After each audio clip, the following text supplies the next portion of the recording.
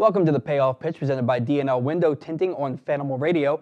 I'm Paul Valley. And the Orioles once again lost last night 3-0 to drop their record to 17-38, which is still the worst record in all of baseball, which means the team with the number one overall draft pick in this year's draft, which is just 5 days away, is likely to have the number one pick in the draft next year also, which could expedite this rebuild a little bit. So last night, Dylan Bundy, he went 7 innings. He gave up 3 runs, no walks, which is nice to see. 8 strikeouts, still gave up the 1 home run, but it's better than what we were seeing the first month of the season, so we'll take it. Dylan Bundy, if you recall, was the 4th overall pick in the draft in 2011. So that's a first-rounder who's helping the Orioles right now. Another first-rounder who's helping the Orioles right now, DJ Stewart, who was a first-round pick for the Orioles in 2015, along with Ryan Mountcastle. DJ Stewart last night went 3 for 4 and had a stolen base. His 3 hits were half of the Orioles' full game total of 6. So DJ Stewart was red hot in the minor leagues in May, had the highest batting average on base percentage of any minor league player across the board for the month of May. Deserved that call up and came up and picked up right where he left off in Norfolk with 3 hits last night. Today's show is a bit of a draft preview. So we're going to talk a little bit right now about those first-round picks. Again, we mentioned Dylan Bundy and we mentioned DJ Stewart. And I briefly mentioned Ryan Mountcastle. He hasn't played in about a week with a finger injury. Right now he's day-to-day, according to Rock Kabako. But when he stopped playing with the finger injury, hitting .326 with 7 home runs and 33 RBIs. Still not as disciplined as you'd like at the plate. Only about 8 walks on the season. The Orioles want to see that number go up before they decide to call him up. But it's nice to see a first-round pick in him and DJ Stewart, really helping out the ball club in Norfolk and making their way towards Baltimore, if not now, then in the hopefully near future. Other first-round picks that are doing well right now, Cody Sedlock, the 2016 first-round draft pick, 3-0 with a 1.44 ERA at Frederick, which is really nice to see because the previous couple of seasons he really struggled down there, was dealing with injuries and ineffectiveness, but really pitching well down there and making a case to be brought up to Bowie sooner rather than later. And then D.L. Hall. Last year, he led all Orioles organizational starters with a 2.10 ERA. Granted, it was only about 94 innings pitched. But still, that one-loss record, 2-7, not what you're looking for, but with a 2.10 ERA, you can tell that really wasn't on him. This year, it's his first taste of a high A ball at Frederick. He's 1-2 with a 4.50 ERA. That's, averaging a quality start per game. If you look at it, 3 runs in 6 innings, that's a 4.50 ERA. I really think there was just a couple of bad starts that have impacted his ERA negatively. Otherwise, I feel like he's pitched pretty well down there. And then the big name, Greyson Rodriguez. Orioles drafted him 11th overall in the 2018 first-year amateur player draft. And he's come out there and proved to be a top commodity for the ball club. 6-0 with a 1.47 ERA and 61 strikeouts in just 43 innings at Delmarva. Really proving the Orioles right. He was the biggest pop-up player in the draft, as people mentioned last year. Came out of nowhere with a mid to upper 90s fastball. Really put himself on the map. And he's pushing for promotion because it's his first year of pro ball and he is dominating the hitters down at Delmarva. With that in mind, I have a guest coming on. He's the editor for PressBoxOnline.com. His name is Luke Jackson. He's going to be coming on and give us a preview of the draft. We all know the 3 names that the Orioles could take with the top pick overall. Adley Rutschman, the catcher out of Oregon State. Andrew Vaughn, the first baseman out of University of California, who was last year's Golden Spikes Award winner. And then the prep player out of a high school in Texas, Bobby Witt Jr., the 5-tool shortstop, who is 19 years old as a senior in high school. So first we're going to get a word from our sponsor, and then when we come back, Luke Jackson is going to join us, and he's going to give us everything we didn't know about Monday's draft. In your home, sunshine can stream in through windows, bringing a cheerful feel and warmness to any room. Sometimes, though, it brings in too much warmth, even harmful ultraviolet light and solar energy that can raise energy bills, drain the color from your fabrics and furnishings, and cast a blinding glare on your television or computer screens. D&L Window Tinting can protect your home from all of this while saving you money on energy bills. Start saving today by calling D&L at 410-941-2942. That's 410-941-2942. Welcome back to the Payoff Pitch on Phantom Radio. Again, I'm Paul Valley, and joining me now is the editor of PressBoxOnline.com, Luke Jackson. Luke, how are you doing today? Good. Thanks for having me. Thanks for coming on the show. Sure. So today you're going to give us a little bit of a draft preview. Sure. We all know the three big names that everybody's mentioned that the Orioles could potentially take at the top of the draft. The widespread thought is that it's going to be Adley Rutschman, the catcher out of Oregon State. He's put up video game numbers after being a Golden Spikes finalist last year. He's a finalist again this year. He's hitting over 400, switch hitter with power, great defense. But there's also rumors that the Orioles might not take him so they can get that underslot value, so they can get an overslot value on somebody in the second round. But first, tell us a little bit about Adley Rutschman and what the Orioles can expect should they draft him. Yeah, so it's going to be the obvious comparison to Matt Wieters that Orioles fans know. Matt Wieters was drafted out of Georgia Tech in 2007 with a very similar scouting report. College catcher, switch hitter, power up from both sides of the plate, can hit from average from both sides of the plate, really good arm.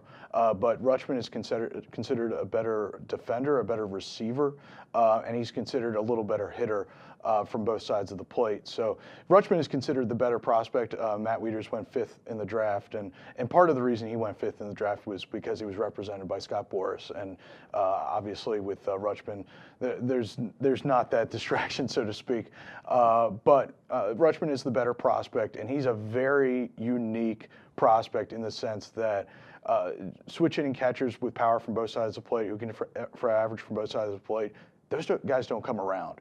He's the best catching prospect from the draft, probably since Buster Posey, who was the year after Matt Wieters. In that draft, the Orioles took Brian Mattis out of the University of San Diego, the left-handed pitcher, who went on to have some good years in the Orioles bullpen, but didn't quite pan out. So yeah, I mean, it's a really interesting package. Baseball America is calling him the best draft prospect since Bryce Harper. Right. I think that can be argued. I think it can also be argued that he's right up there with Casey Mize last year, the terrific right-handed starting pitching prospect for the Detroit Tigers, who went to Auburn and is now in the Tigers system and is doing big things and is he's tearing it up, and he's going to have a chance to be a top of the rotation guy for the Tigers for a long time. So either way, whether you think that he's right up there with Casey Mize or you think he's the best one since Buster Posey or since Bryce Harper or whatever, he's quite good. Right. And you mentioned top of the rotation guys. The Orioles' first round pick last year, Greyson Rodriguez, who we mentioned before the break on this show, he's tearing it up. 6-0 with a 1.47 ERA, 61 strikeouts in 43 innings out of Delmarva. If the Orioles draft Adley Rutschman, this is a guy that could reach the big leagues at the same time as Greyson Rodriguez potentially, and you have a battery right there that is upper echelon, top of the league. You know what I mean? And I just think that taking a catcher like Adley Rutschman, who can grow with a young pitching staff, because we all know that the Orioles' best pitchers are all at low A ball Delmarva and high A Frederick. Yep. Their best arms are down there. They'd probably all be reaching the major leagues right around the same time. And having a young catcher who has a mind for the game, is staunch defensively, and can call a game and pitch frame, that's somebody that you want growing with your young pitchers. Right, and I think one of the reasons why you take a catcher, and one of the things that we've heard a lot about when we're talking about catchers these days is that starting catchers now only catch about 110 games a year, as opposed to even recently it was 130, 135 games. But from what we've learned about rest and things like that, it's really good for those catchers to get more rest and be more effective when they are in there. But when they are in there, they can affect not just their at-bats, but they can affect the entire pitching staff. So the Orioles right now have a 13-man pitching staff. When you have a really good catcher who is really in tune with the pitching staff, who is really good defensively, he impacts all corners of the game. And if you remember when Toronto signed Russell Martin, and this was a handful of years ago, and they signed him for a lot of money, and they probably signed him for too much money, and general manager at the time, Alex Anthopoulos, was explaining why he was doing it, and he said, look, with Russell Martin and how good he is defensively and how good he is with pitchers, he's impacting half of my team every time he's in there. Right. And so that's really one of the big things with a catcher is that the good ones, the Yadier Molinas, the Buster Poseys, they impact so much of the game, and they impact half your roster because they're working with all the pitchers. And so that's sort of the idea with Adley Rutschman. And you mentioned all the interesting arms that are down at the A-ball level right now, and that's because in the Orioles the past 2 years, I think, have had really good drafts. And with D.L. Hall and Greyson Rodriguez at the top. So, yeah, I think you're right that if they do take Adley Rutschman, that he could grow with those pitchers that they have in the lower minors. And that's something that Mike Elias mentioned right away when he took the job. He was asked about, what's the state of this farm system? And he's like, listen, the farm system has a way to go, but there are some really interesting arms at the lower levels, and we're seeing that this year. I mean, Delmarva just won their 40th game. Absolutely. They're the first team in the majors or the minors to win 40 games, and I think they said it's only the third time since 2005 they've won 40 games before the break, and it's not even June yet. Right. So that just shows you, and it's all because of the pitching. Right. It just shows you how well that team has been throwing. Gary Racich and his staff, the past 2 drafts, they killed it. They did a really good job. Absolutely, absolutely. And I like how you mentioned Yadier Molina and Buster Posey, because those 2 catchers have been in 8 World Series combined, and they've won, I believe, 4 or 5 of them? Yep. Yeah, so that's something that Orioles fans like to hear and want to hear, since the team hasn't even been to a World Series since 1983. So they're really hurting for that, and it's good to hear, that a good, strong catcher can get you to the promised land. And where did Rutschman lead Oregon State last year? Exactly, the College World Series. And he was the MVP of that College World Series. So now, with the emphasis on a catcher, Adley Rutschman, you like that up-the-middle defense. You have to talk about Bobby Witt Jr. Because before anybody even heard of Adley Rutschman last year, it was quit for Witt. Everybody was thinking Bobby Witt Jr. His dad was a former big league pitcher, scout in his uncle is a scout in the Orioles organization. This is a guy who has a potential to be a 5-tool player at a premium position, and he's just a high school player. Although the one knock against him is he's old for a high school player. He's 19 years old playing in his senior season. Right. So, yeah, I mean, you're talking about a very polished 5-tool kid, and he likes to say that he's actually a 6-tool player because of the mental side of the game. And you can imagine that growing up in a big league family with a big league dad, why he could get there, meaning that he understands what the big league life is about. His dad has taught him a big league work ethic, and his dad has kind of taught him along the way, and who better? I mean, he just recently said on one of our shows that his dad's been like his best friend as he's grown up, and what a perfect person to learn from. But anyway, you're talking about a potential guy at the big league level who can hit for average, hit for power, can run. He can really run. He can really defend, and he's got a great arm. He actually pitches for his high school team. He closes once a week. He's up to 97 with a good slider. So I don't know about those dreams about a 2-way player for Bobby Witt. I mean, he's a shortstop, but that tells you what kind of arm he has. And like you said, he's a little bit older, and so he's super polished. You remember when Dylan Bundy was drafted, and he was a little bit older. This was back in 2011, and the thought was that he's a really polished high school right-hander who's going to move actually like a college arm would, a really advanced college arm would, and he was on that track until he got hurt. Right. I sort of think the same thing about Bobby Witt, that this is a guy that for most high school picks, they're going to start in the GCL, and it's going to be like a one step at a time kind of deal, unless they're just freaks like Manny Machado and they're in the big leagues by the time they're 19 years old. Usually it's a kind of a slower grind for high schoolers. I think with Bobby Witt, he's got a chance to move pretty quickly for a high school player through a farm system, and because of that polish, because of everything he's done. I mean, the past 2 years, the past 2 summers and falls, he has been at every single event. He's been at every Team USA event. He's been at every Perfect Game event, every Under Armour event. He's done it all, and he loves the game. He loves to play, and like you said, I mean, he's a very, very interesting prospect, and he's a guy that if the Orioles go that direction, no fan should be disappointed if they end up going that direction. Absolutely not. No matter who they take, whether it's Rutschman or Bobby Witt Jr., the Orioles have something to be excited about. Now, for me, the guy that I wouldn't be too excited about, and that's not to say he's not a good player, Golden Spikes Award winner last year, and a finalist again this year, you're looking at Andrew Vaughn, the 5'11" first baseman out of the University of California.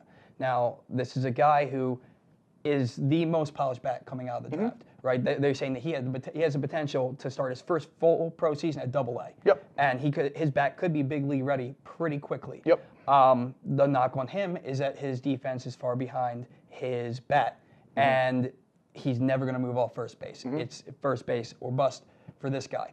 For me, the Orioles already have Trey Mancini. They already have Ryan Mountcastle. Chance Sisco is not going to be a catcher at the big league level. He's going to have to switch positions. So right now you have a logjam. Now, having a lot of too much talent is never a bad problem to have, but it would make me wonder why the Orioles would take a first baseman when you already have potentially 3 who are going to be big league contributors to this ball club. Right. But at the same time, if they think that Andrew Vaughn is the best player in the draft, they think the bat is that special. You don't really draft based upon need. You kind of take the best player and you figure it out along the way because baseball happens fast. Trey Mancini could be traded. That's true. Ryan Mountcastle could play left field. Ryan Mountcastle could figure it out at third base. I don't think that's going to happen, but it could happen. So baseball happens really fast, so that if you think Andrew Vaughn is the best player because his bat is that special, that you think that this guy has a chance to be a Paul Goldschmidt type of right-handed hitting first baseman, and you think that he's got a better chance to get there than Adley Rutschman does to his ceiling and Bobby Witt does to his ceiling, then you should feel comfortable taking the guy you think is the best player. And like you mentioned, I mean, his profile is such that it's not as exciting as a 5-tool shortstop. It's not as exciting as a guy who's the best catching prospect since Buster Posey. It's because it's like a right first baseman, a guy who hits right-handed, throws right-handed, and he's about 5'10", 5'11". That's not a profile that's going to get people excited at 1-1. And when you're thinking of that kind of profile for a first baseman, you're thinking like a Christian Walker type, which isn't the kind of profile. Not to say that he's Christian Walker or anything like that, who's actually having a great year for the Diamondbacks. But typically speaking, that's not a 1-1 type of profile. Right. But that being said, his hit tool is off the charts. His power is off the charts. I mean, actually, the things that he and Rutschman are doing in the Pac-12 are pretty great because. There are a lot of pitchers' parks in that conference because, as you imagine, the Pacific, winds coming off the ocean, things like that, especially at Cal. So that's a tough place to hit. So yeah, I mean, either any of those three guys would be really, really good additions. But obviously, like you said, the more exciting profiles are Witt and Rutschman. Now, if they were to select a player like Andrew Vaughn. We talked about, before the show, we talked about how it could be for the underslot value. So they can get somebody, they can throw more money at somebody with that 41st pick in the draft. Now, for me, I think that's a risky move because at 41, you have a lot of teams picking before you. And I just think that's a risky move. However, the Orioles do go that route, which would be, I would think that would be their thinking if they do draft Vaughan. Who is somebody they could potentially target in the second or even third round to throw extra money at so they can get them? Somebody who might not be thinking about coming out this year. Right. So I guess the most famous potential overslot that there is right now, and I don't know what his situation is as far as how much he's going to want, and really where he's expected to go as far as because of what he could command. It would be Maurice Hampton. He's committed. He's a high schooler out of I believe down south. I believe it's Florida, if I'm not mistaken. Don't hold me to that though. But he's committed to go to LSU to play football and baseball. Okay. He's a consensus 4-star cornerback, and he's an outfielder in baseball. So he's committed to LSU to play both sports, and he's going to be a part of this draft. I don't know where he's going to be drafted, but he's going to take a good bit to sign. And then also another one would be Al Leiter's son, who is committed to, he's a pitcher, as you would imagine. Right. He's committed to go to Vanderbilt. It's expected that he's going to go to Vanderbilt, that what he's going to command, other teams aren't going to match. So those are two that are kind of the more famous overslots. But Maurice Hampton, that's one to keep an eye on because, like I said, obviously baseball has had some issues the past year with like the Kyler Murrays and the football and all that. But Maurice Hampton would be a really good get for baseball because he's a terrific athlete, and it'd be interesting to see how he does. Now, we've already mentioned the 3 players. You've mentioned Maurice Hampton. You mentioned Al Leiter's son as potential overslot picks with that first pick in the second round. Are there any players that we're leaving out in the first round for the Orioles that they could jump up and take that people wouldn't expect? I would be shocked if it wasn't one of those 3 guys that we've mentioned. C.J. Abrams is a high school shortstop out of Georgia. He is another potential 5-tool shortstop. He's just not as advanced as Witt. He's not as polished. He's going to take more time So what does that mean? There's more risk there. There's more risk involved there. If the Orioles were picking 4th, I think that would be a route that they would go. Another high schooler, a really talented high schooler, is Riley Greene. He's an outfielder out of Georgia. He's one of the best bats in the draft. High school, college, whatever. Obviously, he's not as advanced as Vaughan, but he's someone who might end up playing left field in pro ball and in the big leagues. But he's a pretty special bat. But again, that would be more of a guy if the Orioles were picking 4th that they potentially could go after.